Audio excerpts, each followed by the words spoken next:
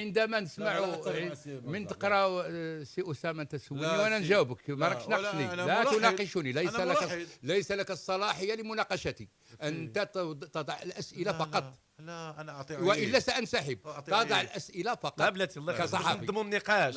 كصحفي تضع الاسئله ولا تناقش معي.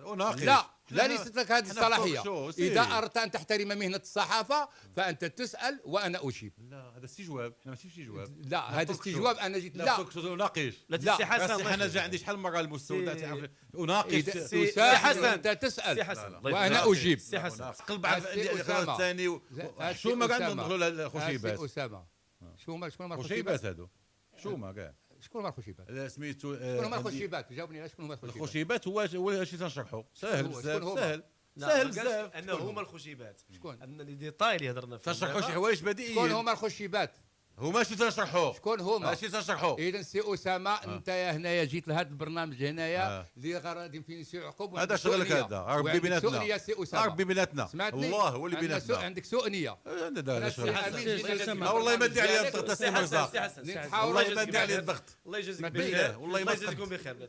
ما كاينش شي واحد كشو خويا في المغرب قدي، ما كاينش. سي اسامه الله يجازيك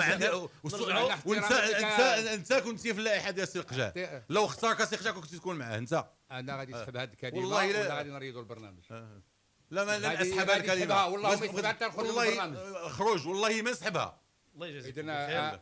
أنا أقول للرأي العام المغربي أن سي أسامة عبر الإذاعة ديالكم أن سي أسامة سي ان كرون كورومبي مورال واللي باغي يضغط علينا بهذه الطريقة. إذا نقول للرأي العام المغربي أن سي أسامة إنسان 20 عام وتعرفني. الله يغفر النقاش.